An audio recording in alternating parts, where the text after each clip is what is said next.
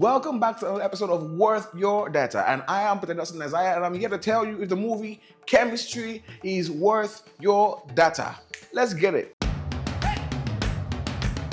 This movie was released on YouTube and it was directed by Omoruyi Efosa. It stars Maurice as Ajayi Cole, Uche Montana as Star, and Courtney Ochanya John as Veronica. The movie follows a politician who falls in love with his fitness trainer. A flirtatious confidence charms him, but his main conflict comes because his political godfather wants him to marry his own daughter. This story sounds a little bit interesting, right? But the issue is that it's just very predictable. From the start, you can already guess how it's going to end. In some movies, that still makes you want to watch it, but in this particular movie, it just doesn't work. Shola Cole, the politician, keeps declaring his love for Star over and over again, and he keeps on saying it, and at some point, it just gets tiring. In Hollywood movies, you need to learn to just show and not be telling every single time. Everybody knows that Uche Montana is a decent actress. I don't think I've seen her do badly in any role I've watched her in. But I'm sorry, she should never be cast as a fitness trainer.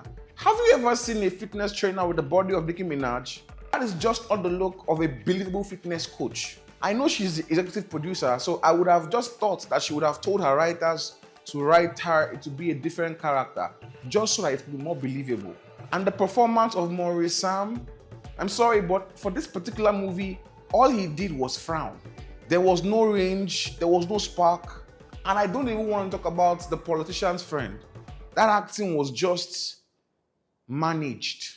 Funny enough, amongst all the side characters, the only decent performance actually came with Veronica. You see, my issue with Nigerian films here has always been the dialogue. Nigerians don't simply talk the way these writers make them to talk. They keep writing English like it's meant for stage plays, not for real people. Okay, let's talk about the cinematography. Visually, the shots were stale. I mean, I know you don't typically go to a YouTube Nigerian movie to enjoy the shots, but come on.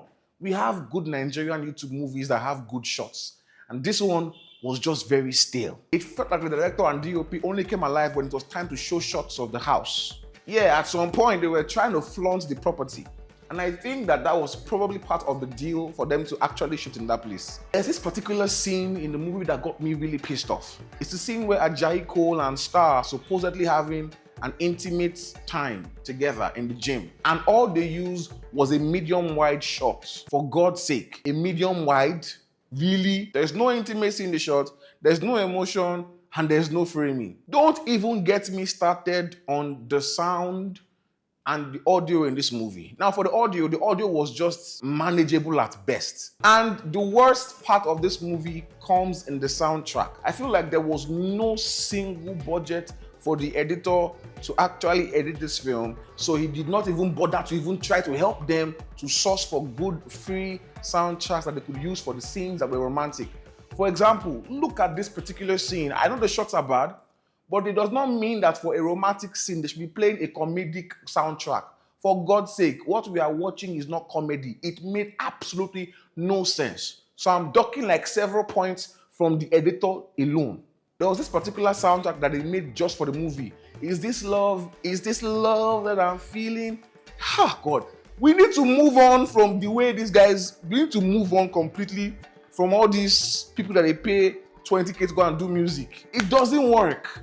Call someone like me. I can construct some original stuff for you. Yes, I'm a music producer too. Call me. I can help you guys to achieve. In fact, you know what?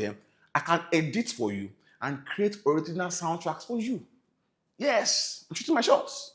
Of course. The editing of this film was a complete mess. Weird risers, awkward cuts. There was no sense of rhythm, and the pacing was just off. I feel like these Nollywood movies, they want to achieve a specific runtime, so they add a lot of irrelevant scenes and they stretch movie scenes way longer than they are meant to be.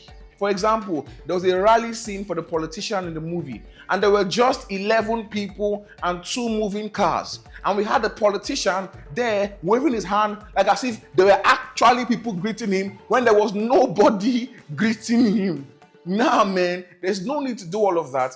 As a director or a producer, we can find ways to achieve this scene without actually making the film look stupid and low budget.